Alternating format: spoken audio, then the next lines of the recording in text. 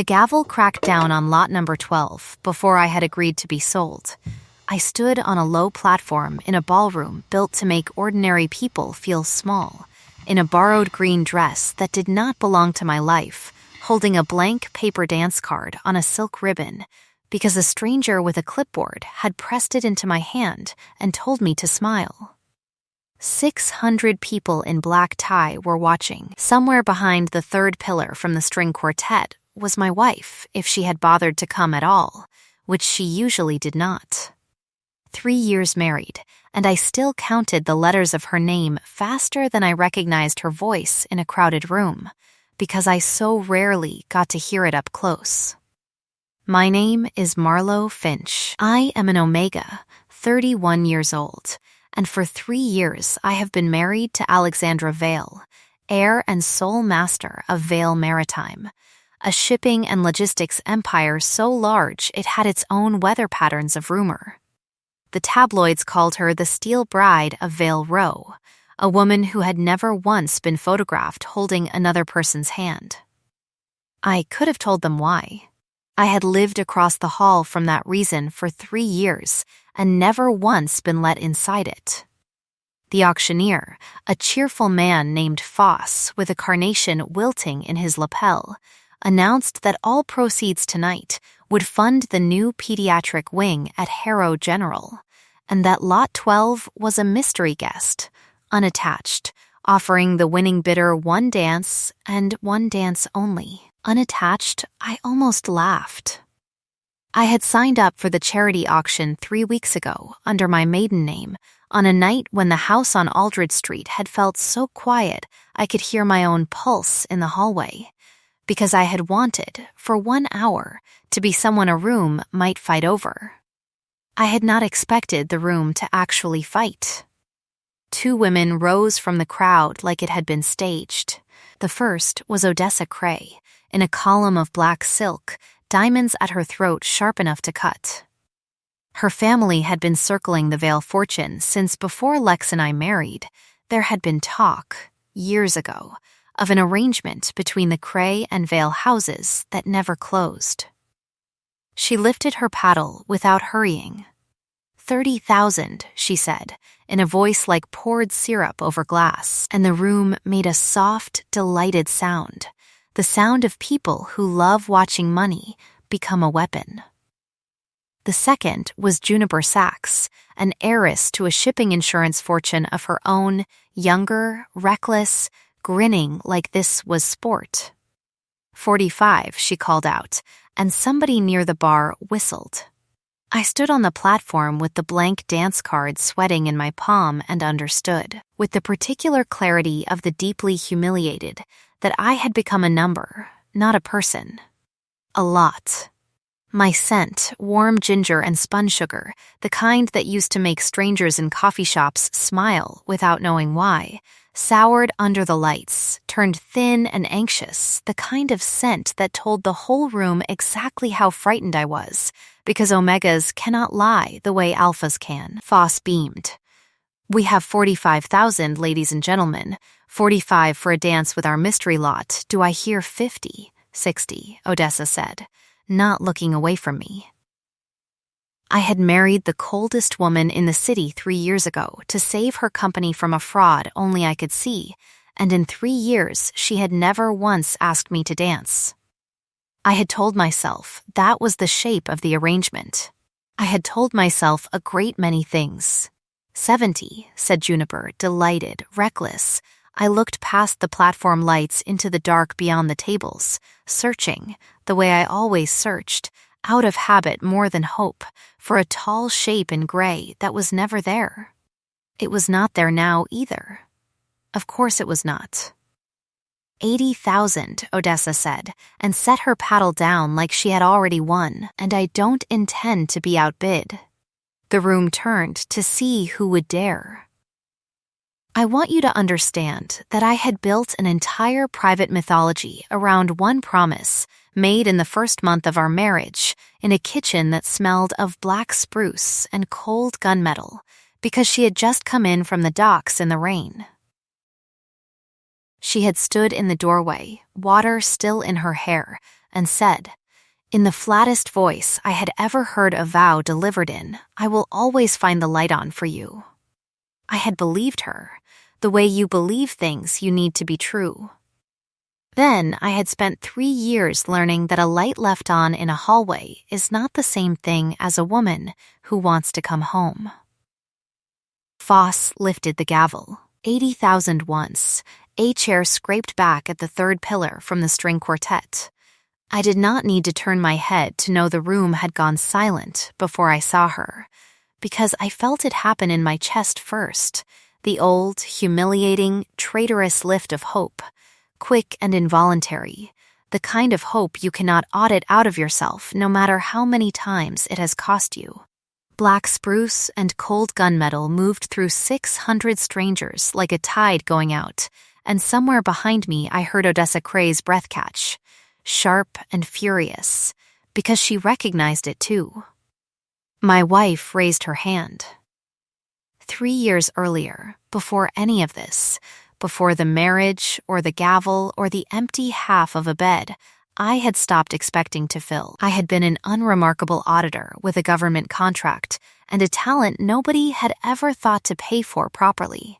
I could read a ledger the way other people read weather. Numbers told me things before the people who wrote them understood what they'd confessed. Vale Maritime had hired my firm to do a routine insurance reconciliation on a fleet of container ships that, on paper, existed. I remember the exact hour I found the first gap, 11:42 on a Tuesday night, 3 months of manifest data that did not match 3 months of fuel purchases, a difference of 11% that should have been impossible, and was, instead, deliberate. Someone inside the company was bleeding it slowly, ship by ship, through a shell insurer registered 2 floors below the Vale Executive Suite. I typed up 7 pages. I did not sleep. By morning, I had found the second gap, and the third, and I understood that whoever was doing this had been doing it for years, and that the company's own chief of internal audit had signed off on every falsified report without reading past the summary page. I was 28 years old and terrified, and I walked the 7 pages up to the 40th floor myself because I did not trust the mailroom of a company that was, by my own math, actively being robbed by someone inside its walls. That was the first time I ever smelled black spruce and cold gunmetal. Alexandra Vale did not stand up when I entered her office. She read all 7 pages without a single change of expression, which I would later learn was simply her face, and then she looked at me the way a surgeon looks at an X-ray that finally explains the pain. "Who else has seen this?" she said. Not a question. She rarely asked questions. She issued them as facts waiting to be confirmed. "No one," I said. I wrote it myself, at home, on paper, because I didn't trust the servers. Something moved behind her eyes, brief as a struck match. Good instinct. Within 6 weeks, the shell insurer was dismantled. 4 executives were quietly removed, and my name had been erased from every internal document related to the case. Because, she told me later, in the only unguarded sentence she gave me that whole first year, whoever had built that scheme would want to know who had found it, and she did not intend to hand them a name. Within 4 months, she had proposed marriage, in a boardroom, with a lawyer present, calling it a structural necessity. A controlling interest could not be an unmarried, unprotected woman with a target on her, not after what had happened to her sister. I had said yes. I had told myself I said yes for the protection clause and the signing bonus that saved my aunt's house from foreclosure. I had not told anyone, not even myself very often, that I had also said yes because for 1 hour in a 40th floor office, a woman who never looked twice at anyone had looked at me like I mattered. 3 years of separate bedrooms had taught me not to trust that memory. Back on the platform, under lights that made the whole room too bright to hide in, Foss the auctioneer looked at my wife the way a man looks at a check he is not sure will clear. Mrs. Vele, he said, and the room made a sound like a held breath finally let go, because apparently everyone but the bidders had known who I was standing next to for 3 years and simply assumed the marriage was a headline, not a person. Do you have a bid? Lex did not lift a paddle. She had never taken one from the table. She simply stood, hands loose at her sides, black spruce and cold gunmetal rolling off her like weather, and said, in a voice pitched to carry to the back wall without ever seeming to raise itself, $200,000. Odessa Cray went white, then a hard, furious red. For a dance, she said, too loud, with a woman you've never once brought to a single function in 3 years. I'm not bidding for a dance, Lex said. The room did not breathe. I'm buying back something I should never have let go up for auction in the first place, she said, and looked at me for the first time all night, across 60 feet of parquet floor and 600 strangers, with an expression I had spent 3 years trying and failing to memorize. Marlowe. Come down from there. I want to describe the walk from that platform to her as something graceful. It was not. My legs did not entirely believe my own decision to move. I came down 3 narrow steps in unfamiliar heels, with a blank dance card still knotted to my wrist, past tables of people who had, an hour ago, watched 2 heiresses bid on me like livestock, and were now watching the coldest woman in the city cross a ballroom for her own wife. And every step closer I got, the stronger the black spruce and cold gunmetal became. Until it was the only thing in the room I could smell at all, and mine, warm ginger and spun sugar, had stopped souring and gone warm again without my permission. She did not touch me the moment I reached her. That was the strange, careful thing about her, the thing I had once mistaken entirely for indifference. She waited. You didn't have to do that, I said low, only for her. I know, she said. I wanted to. You've never once asked me to dance in 3 years. Something crossed her face that I had no name for yet. I know that too. The quartet, catching Foss's frantic hand signal, slid without ceremony into a slow waltz, and 600 people who had come for gossip got a love story instead, or the opening scene of one, and did not yet know which. Lex held out one hand, palm up, an offering rather than a claim. Tell me to stop, and I will, she said. Any of it. Tonight. Right now. Say the word, and I'll walk you out of this room and never make you explain. My whole chest ached with 3 years of quiet. Don't stop, I said.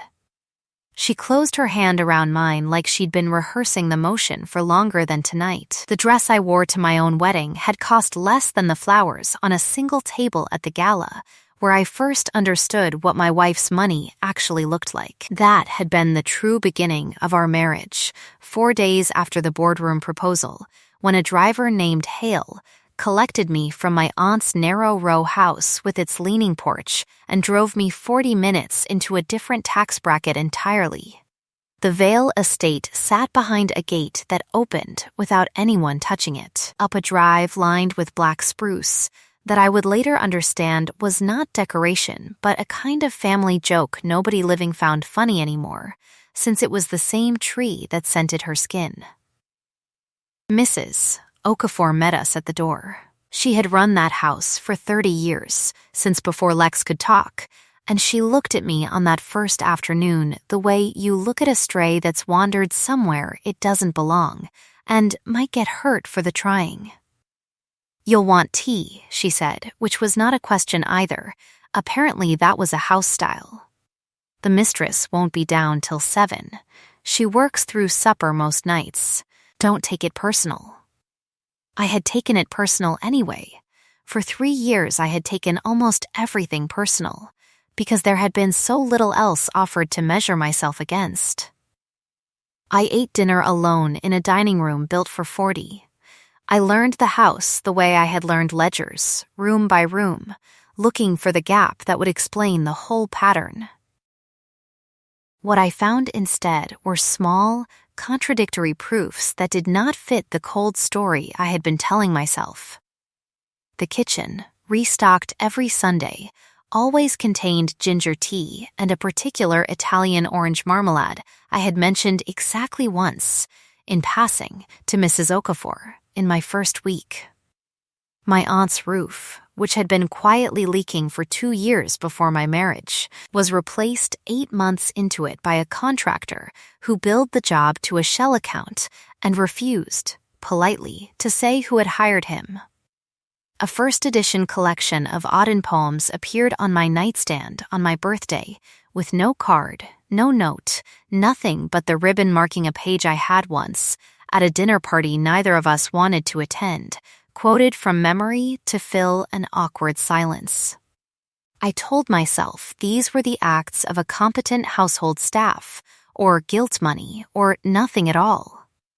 I did not let myself believe they were her, because believing that and being wrong again would have cost more than I had left to spend.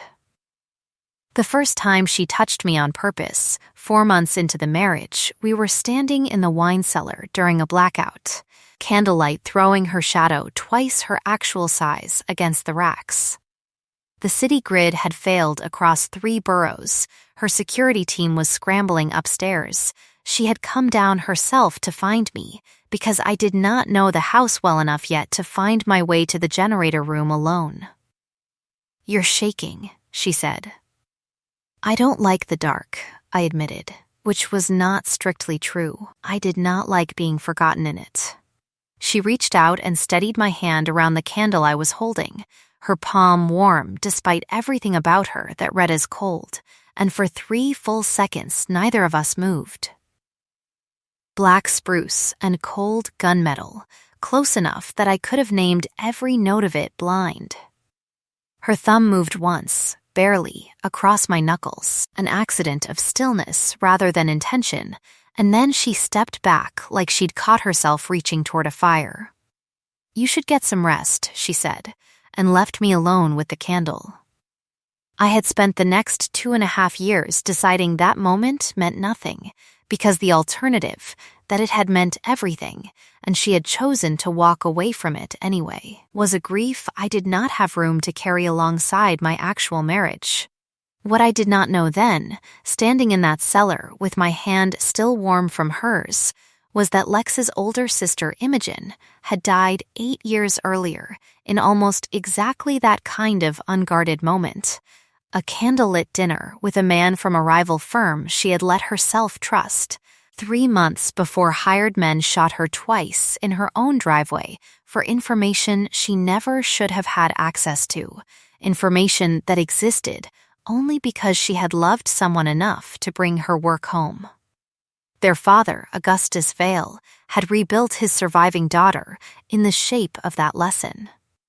Control is armor.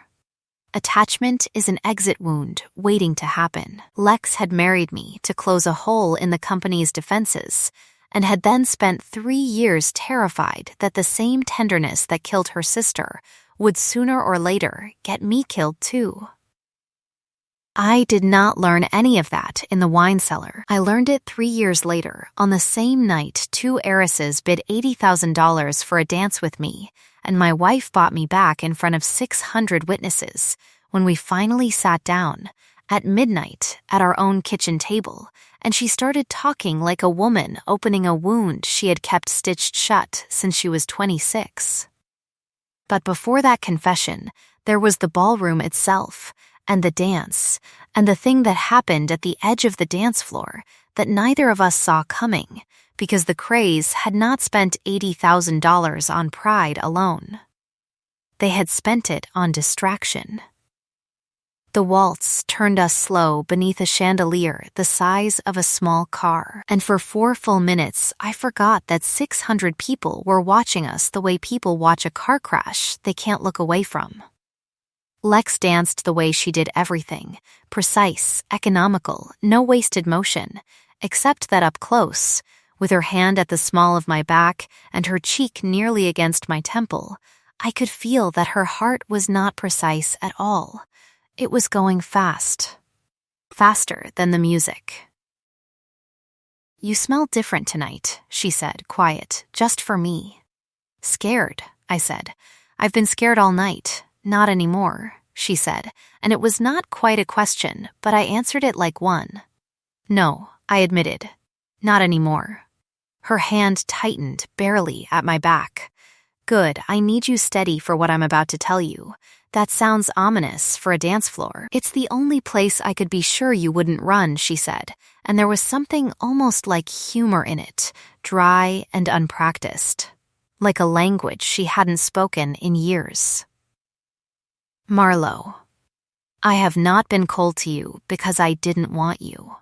I have been cold to you because I did, more than I've wanted anything since my sister died. And wanting things is how people like us get killed." I stopped moving.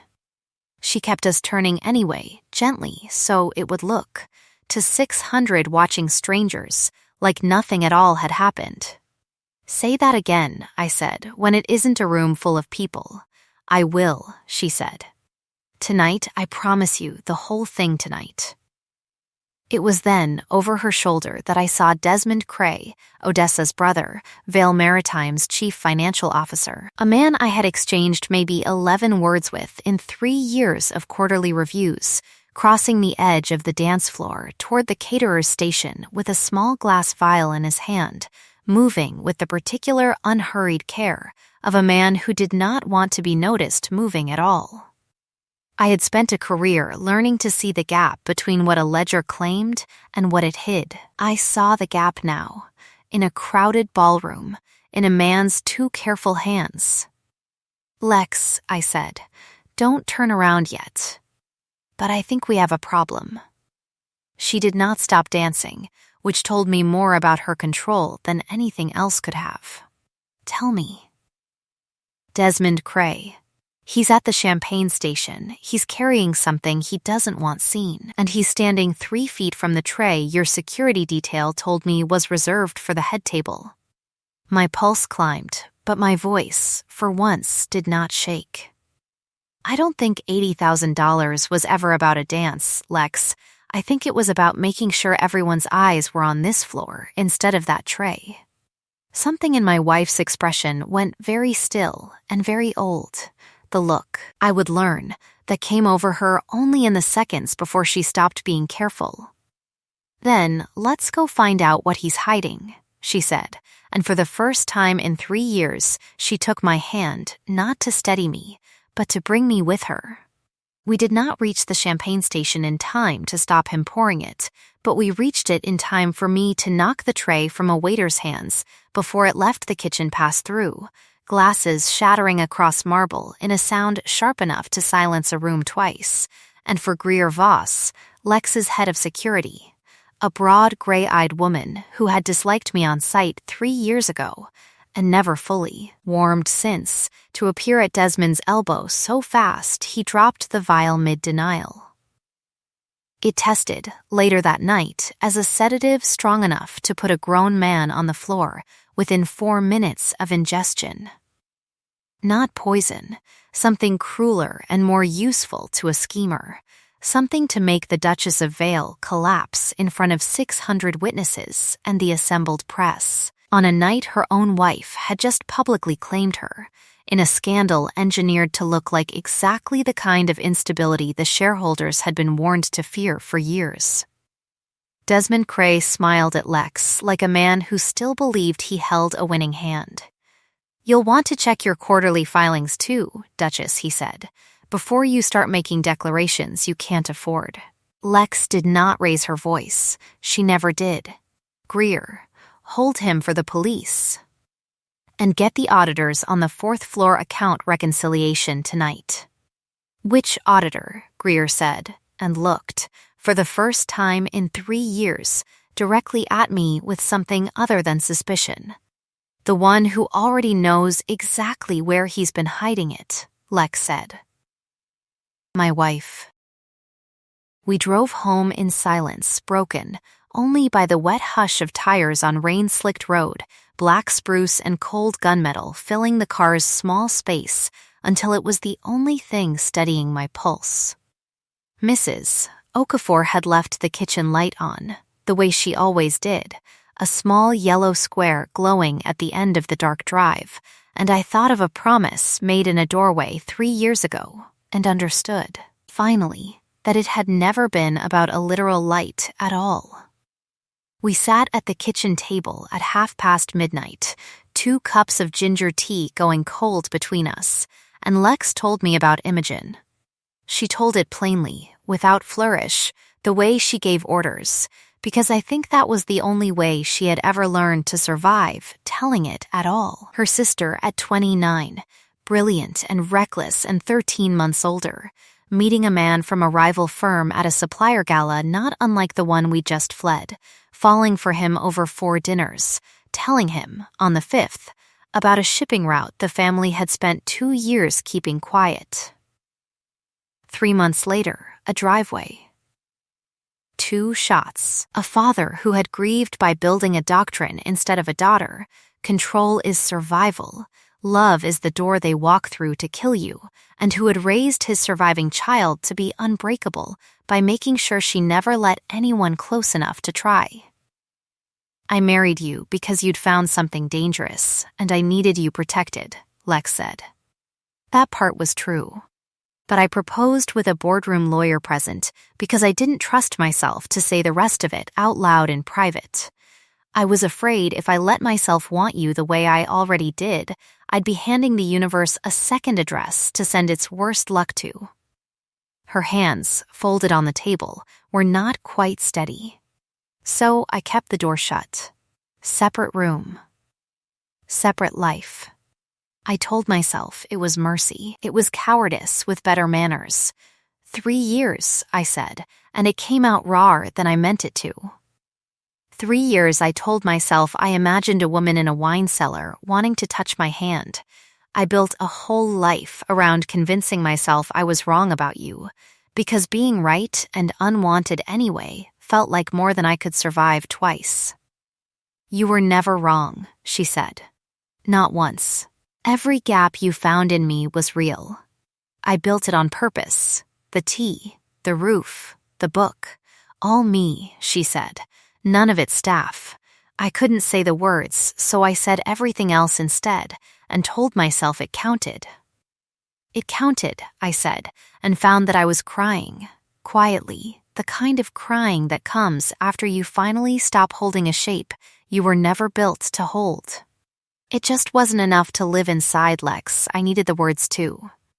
Then hear them now, she said, and reached across the table, and this time she did not stop herself from finishing the motion. Her palm closed fully around mine, warm despite everything the tabloids believed about her, black spruce and cold gunmetal wrapping around warm ginger and spun sugar until I could not tell where one ended and the other began.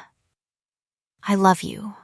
I have loved you since a 28-year-old auditor walked 7 pages of evidence onto my floor at midnight because she didn't trust anyone else to carry the truth safely.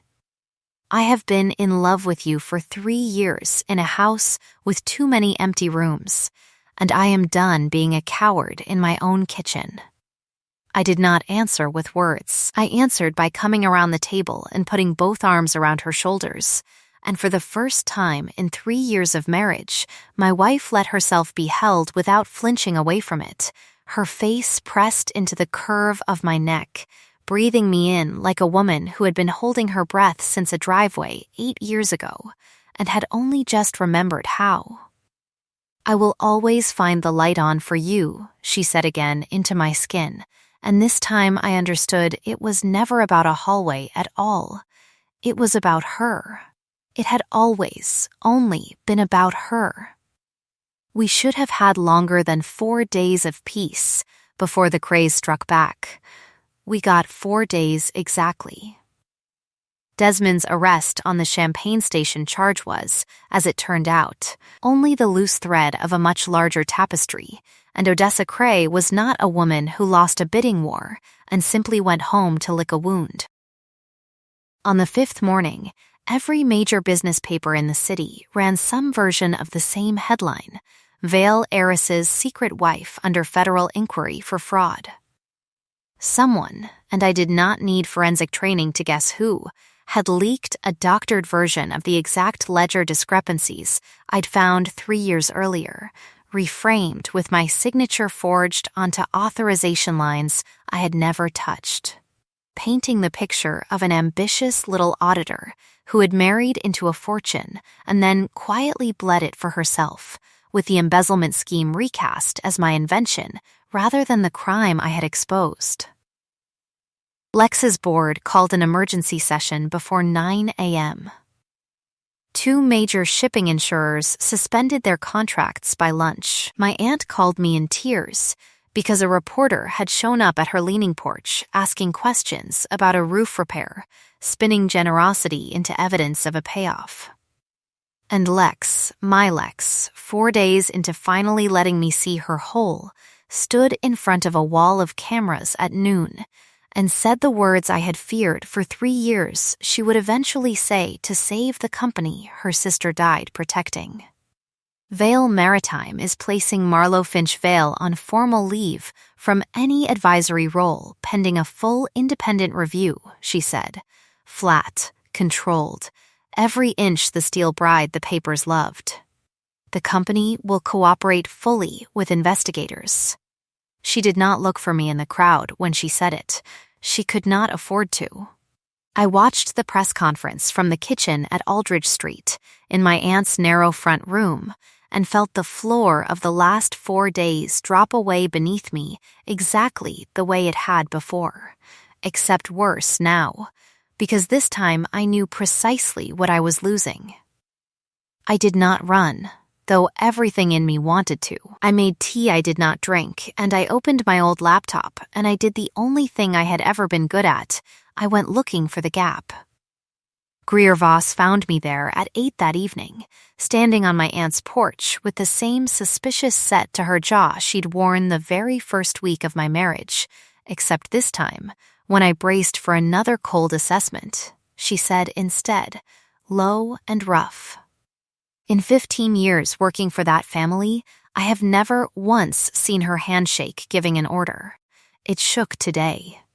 Signing your suspension. She held out a flash drive like a peace offering. She couldn't get you the internal audit trail without it looking like obstruction. I could. Don't waste it. I did not waste it. I spent the night at my aunt's kitchen table doing the work I had always done best, tracing 11% through years of falsified fuel manifests, except this time the trail led somewhere new, a private account under Odessa Cray's maiden holding company, receiving wire transfers timed, almost gracefully, to every quarter Desmond had authorized a shell payment. Sibling accomplices, 3 years of theft. And a forged signature line built from a scanned copy of my actual authorization on the original fraud case, meaning somewhere in Vale's own systems, someone had kept my old file specifically to use against me one day. I found the metadata. I found the export log. I found, at 2:47 in the morning, the single email that undid the entire frame, a message from Odessa to Desmond, 4 days after the gala, reading only, "She's more dangerous than I thought. Fix the auditor before she fixes the ledger." I had the truth by dawn. I did not yet have a way back into a building that had suspended my access badge. That problem solved itself at 6 a.m., when Lex walked up my aunt's porch steps in yesterday's dress, having not slept either, and said, without preamble, "I need everything you found. And I need you to be in the room when I use it, because I am done letting anyone make you a headline that isn't true. Your board will crucify you for reinstating me before the review clears. My board," she said, "can watch me choose you in front of a camera exactly as loudly as I chose you at that auction, or they can find a new duchess to run this company, because I have spent 3 years choosing the wrong thing over and over out of fear, and I would rather lose Vale Maritime than lose you twice in 1 week." I stared at her, this woman the papers called unbreakable, standing on a leaning porch in a bad part of town at 6 in the morning, offering to burn down an empire for me. Not X, but Y, I said, half to myself, an old habit of mine from years of translating cold numbers into warm truths. It isn't recklessness that brought you here. It's recognition. It's love, she said simply. I'm done pretending it's anything smaller. The shareholder meeting convened at 10 that morning in an emergency session on the 40th floor, the same room where I had once walked in 7 pages of evidence at midnight 3 years earlier. This time I walked in with Lex beside me, not behind her, and 40 minutes of my own forensic testimony laid out on the boardroom screen for a room of men and women who had spent 5 days believing I was a thief. I did not raise my voice. I did not need to. The numbers did the raising for me. I showed them the shell account, the wire timing, the metadata trail that led straight to a Cray family holding company, and finally the email, "She's more dangerous than I thought," projected 8 feet tall on the wall behind me while Odessa Cray, seated in the gallery in a coat the color of old blood, went the same hard, furious red she'd worn on the ballroom floor 5 nights before. "This is fabricated," she said, too loud, exactly the way she had at the auction. "It's time-stamped, notarized, and cross-verified against 3 independent servers," I said. "You should know better than most, Miss Cray, that numbers don't lie even when people do." Greer had 2 officers waiting at the elevator before Odessa made it out of the gallery. Desmond, already in custody on the sedative charge, folded within the hour once federal investigators laid the embezzlement counts beside it. Men who steal quietly rarely stay brave once the quiet is gone.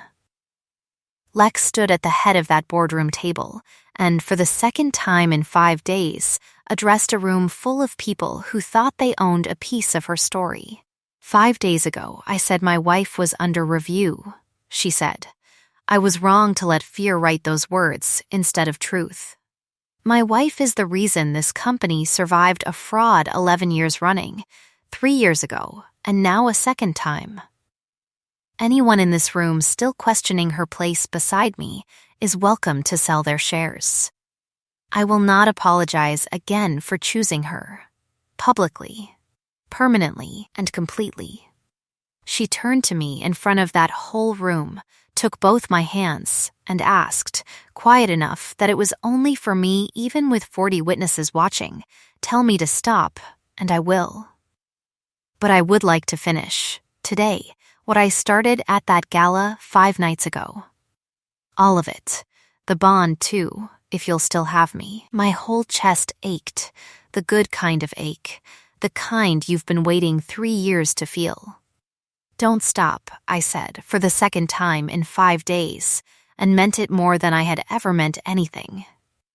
She bonded me that night, in the quiet of our own bedroom, with every consent asked and answered twice over before her teeth ever found my scent gland. Black spruce and cold gunmetal wrapping around warm ginger, and spun sugar until the 2 signatures stopped being 2 things and became, instead, one single unmistakable scent that would follow us both for the rest of our lives. It did not hurt the way I had braced for. It felt, instead, like a door finally opening onto a room I had been standing outside of for 3 years, cold and certain I would never be let in. A year on, the leaning porch on Aldridge Street has a new roof, paid for openly this time, with a card that says, in Lex's flat, precise handwriting, "For the woman who taught me a promise is only real once you say it out loud." Odessa Cray is serving 4 years for securities fraud and obstruction. Her family's shipping interests dissolved and folded into a fund that now finances the very pediatric wing her brother once tried to sedate his way out of paying for. Desmond took a plea and testified against his sister to shorten his own sentence, which Greer Voss, who still does not entirely trust anyone, but has come to tolerate me warmly. calls the closest thing to poetic justice this city's ever handed out on schedule. Mrs.